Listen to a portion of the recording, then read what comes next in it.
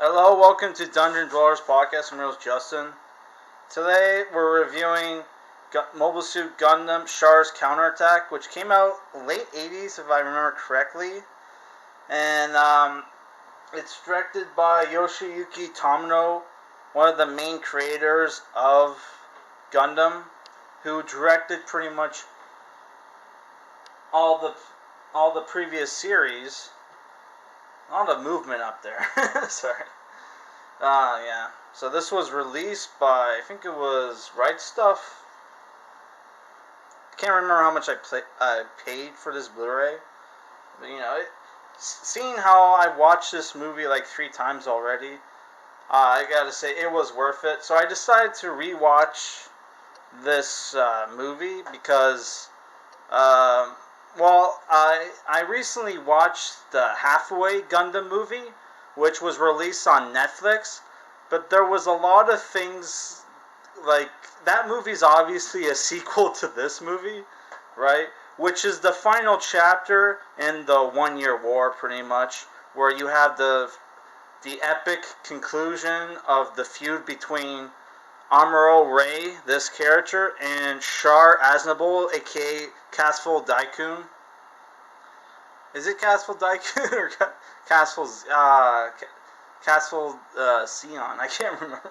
No, Zeon was his dad's first name. Right. It's Castle Daikun, right? But Char Aznavour is one of his aliases, right? So the movie takes place a couple years after Double Zeta Gundam, which I actually have a model kit of Double Zeta, but it's not built. Right? Which I put some... I didn't have any model kits from... Oh, this one's not even showing up on camera. I don't have any model kits from this from this series, so I just... Here are some Gunpla that are very similar to the mobile suits in the movie, except for this one, where this is that's the Victory Gundam, which is piloted by Char's grandson, by the way. Which there's a deleted scene in this movie, which wasn't even animated. It's like you can find it on YouTube, where like you find out Char's girlfriend in the movie. I think her name was Ninoy. Yeah, you find out she's pregnant with Char's baby, and like she's like the grandmother of what was his name? Uso Ewing, which is the pilot and the main character of Victory Gundam, or Gundam Victory, which if you haven't seen that series, check it out. It's pretty good, but like Yoshiyuki Tomino was pissed off that Sunrise was bought by a toy company called Bandai and tried to sabotage that show. But it still turned out pretty good in my opinion. So the story for this movie takes place some years after Double Zeta Gundam. Amuro Ray and Bright Noah from White Base are in command of this organization called Londo Bell, which is like this military organization that is in space trying to keep Neo Zeon in check with the help of the Federation government, which Neo Zeon is now taken over by Char Aznavour, who's come out as Castle Daikun and pretty much exposed the whole story of the Gundam series and the whole conspiracy that the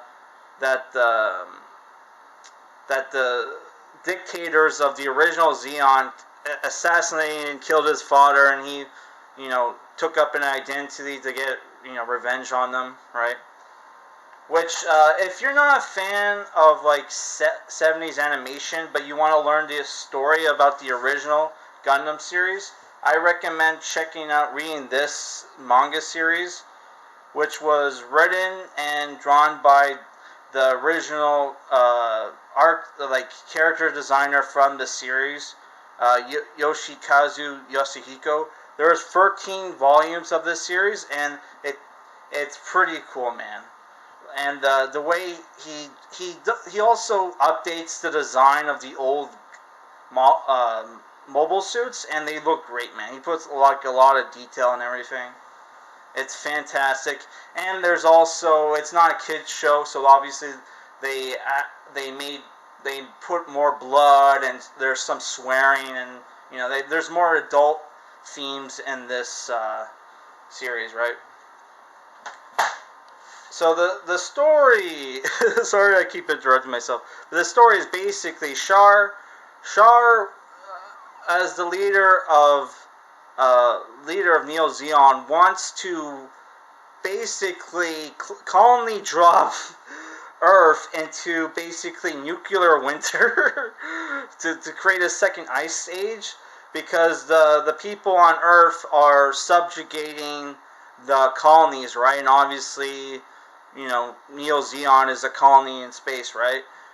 So, because of that, Neo Zeon is very popular with the colonies. So whenever the Earth forces, the Federation, and Londo Bell try to stop Char's plans, which they start off trying to stop like a colony drop. Uh, they keep getting the runabout by the colonists, because they're keeping it in check, right? Which they're like, and there's also, you see some like government bureaucracy, where one of the main characters of this movie, right, is Quest, who is a teenage new type who falls in love with Char Aznable, which Char Aznable kind of acts like a Harvey Weinstein kind of guy, and takes advantage of Quest, right? Which is just like a love triangle, where a teenage halfway who is the son of Bright Noah also has a thing for Quest, and tries to get her back from Char. Which there's a scene in this movie where halfway does something unforgivable, where he kills the engineer girlfriend of like Amuro, because like Chan like saves halfway from Quest, who was going to kill him, and because that piss off halfway, and he kills Chan, and has the nerve after the battle to call for help to come save him, when he killed a Federation officer. And there's no mention of that in the fucking halfway movie, by the way. They just mentioned, he got in trouble for stealing a mobile suit and going to combat, and that he managed to shoot down one of the enemy. Which, the one person he did shoot wasn't an enemy, it was Amuro's girlfriend, right? Oh my god. Such bullshit. The young people in this movie are gonna piss off. By the way, there was a scene where, like, Quest's father, the place that they were at was about to be destroyed by a colony drop, and there was one last shuttle that was about to go out, and like Mirai, who is the mother of Halfway and the wife of Bright Noah, was going to get on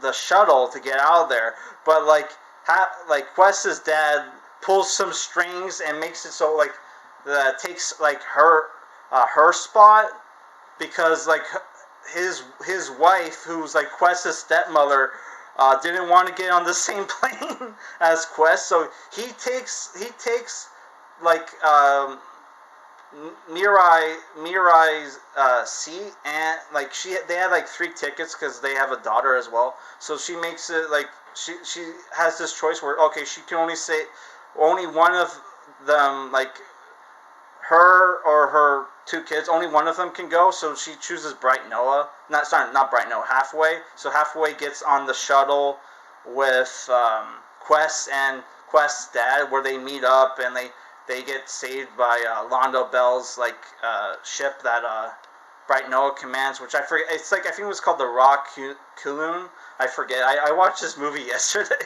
which I've seen the movie subbed and English dubbed, and both versions are great. But then again, it's dubbed by Ocean Group, and I love Ocean Group. They're one of my favorite dubbing companies, and it's one of my favorite dubbing companies, and they're like Canadian also, right? So yeah, a little bias there, but yeah, it is what it is. So, fucking hell. Yeah. So like yeah, after that, the, they meet up. Char does this bullshit tactic where he pretends to sign peace with the Federation, but Londo Bell, doesn't trust Char, obviously, and they do this sneak attack where they pretend to surrender their fleet, but it's all dummy ships, where it's like air balloons with like that look like spaceships, where you saw that a lot in like Zeta and Double Zeta, right? But it was usually with dummy mobile suits. Here they have dummy ships, and um, they do this fake surrender, and like you have this epic battle, right? Where Amuro confronts Char, but then they realize that there's also the colony that they bought from the Federation. They're also planning another colony drop, and our characters have to stop them. And it's very similar to the scene in like Endless Waltz, which is right there in the middle, where our characters no, that was the finale Gundam Wing. I don't think there was a colony drop in that movie. I'm sorry. I'm a little mixed up. Yeah. So yeah, that's the thing. There's like two really big epic battles like halfway through the movie, and then there's like a little break until like the final colony drop at the end, which was great because it starts off with Amuro and his new Gundam, that's it right there. Sorry, which I bought a model kit of this guy, but it was from the 80s. So you had to paint it, and I just was like, fuck it, and I just threw it out, which I regret. By the way, I love this thing, because not only do you have the funnels, but they can create energy shields, and his beam gun is a beam machine gun, which if you ever played the fucking, Gundam games, a lot of the times, you have to choose between your beam rifles, which are single shot but are really powerful, versus machine guns, which are weak, but you're more likely to hit enemies. So the fact that this guy has a beam machine gun is fucking epic if you think about it, right? Which there's also a scene where they fight inside the fake colony asteroid, and they're the Char and Amuro are in their space suits, and they're shooting at each other with rocket launchers and stuff. That was also a really cool scene. No epic sword fight like in the finale of the show, unfortunately. Or was that in the movie? I don't even know, man. I know the movie and the TV series was a little bit different.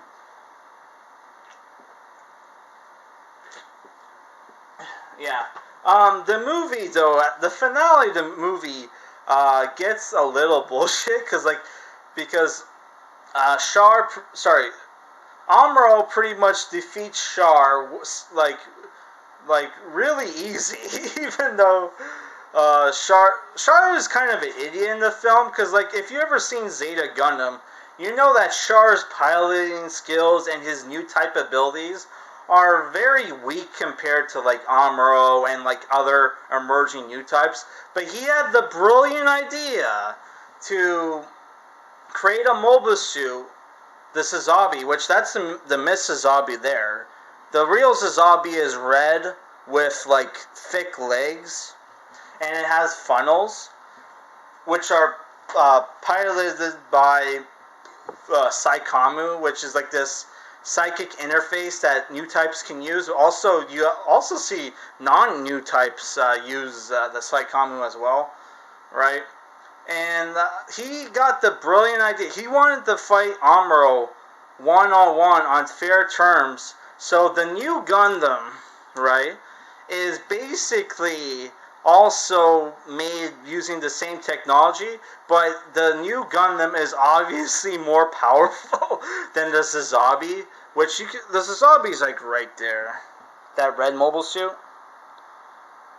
Yeah, it's not focusing, but yeah, there it is. And it was like so fucking dumb of Char, not only to like, share the technology, um, of your like super robot, but also give it to a guy who's more powerful than you. But I guess that's the like the ego. That they basically say that was Char's like downfall basically. I didn't want to say downfall because it was gonna make me think of that Hitler movie. And there's obviously, if you ever seen Gundam, there's some like comparisons with the the World War II Germans and Zeon, right?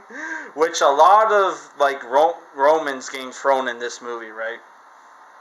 Which it turns out he's not even the real leader. There is like a government that like he supports, but he's just the face and in charge of the military. But whatever, right? Yeah, there's this bullshit scene where basically the Amuro is single-handedly trying to stop the colony drop by trying to push the asteroid from Earth's atmosphere using the new Gundam, and both allies and enemies alike go to help him. And what happens is that Amuro, there's the spoilers by the way, Amuro basically turns into a being of light, kind of like in the Arthur C. Clarke books, and pushes the asteroid away, and that's how the movie ends. Which I always hated that ending, because it's like, did they live or die? And it's implied there's some things that imply that he died but he lived. Because if you've ever seen Gundam Unicorn, there's a fake Char in that, and he looks, not only does he look just like Char, but he also has a scar on his forehead, just like Char has. So it's like, it's implied that the villain of Gundam Unicorn is actually Char, which I'm not 100% sure on that, but it is what it is. But like, yeah, I love this series. Obviously, you got great mecha design. You got great.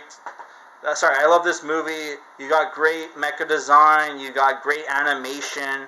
The movie is really long. It's like 2 hours. It's like 2 hours and 4 minutes. And but like that to me is what an epic Gundam movie should be. This is basically the Star Wars of Gundam, and there is a reason why this is considered the best movie in the Gundam franchise, especially now, since if you watch the Gundam Halfway movie, it was super short and you had CGI Mecha, which I'm not a fan of that shit. And it was like a quasi-spy movie. I was not a fan of the new Halfway movie. I was kind of disappointed, to be honest. But yeah. But the mecha designs were great. Like I said, great action. Yeah, I think they retconned some shit in the Halfway film, because the Z Gundam, or whatever, however you pronounce the XI Gundam, they changed the face compared to the old model kit, which that was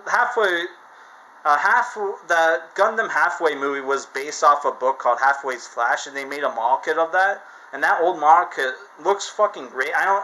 They changed the face, and I'm not a huge fan of the new face, but yeah, it is what it is. So yeah, if I were to give this movie a rating, I would say it's an 8 out of 10. Great film, but people are going to find the kid characters in this film to be really, really annoying. And also, I gotta say, one of my favorite things from this movie is there's this like female elite like Zeon pilot that gets killed by the AA guns of the Rock Kiloon, or whatever the Lando Bell's flagship is called, which I thought was fucking funny as hell. Because the AA guns, if you've ever seen like the old Gundam series, was always shit, and And like Bright would always call into the phone to complain at the AK guns that they were shitty and they were constantly missing.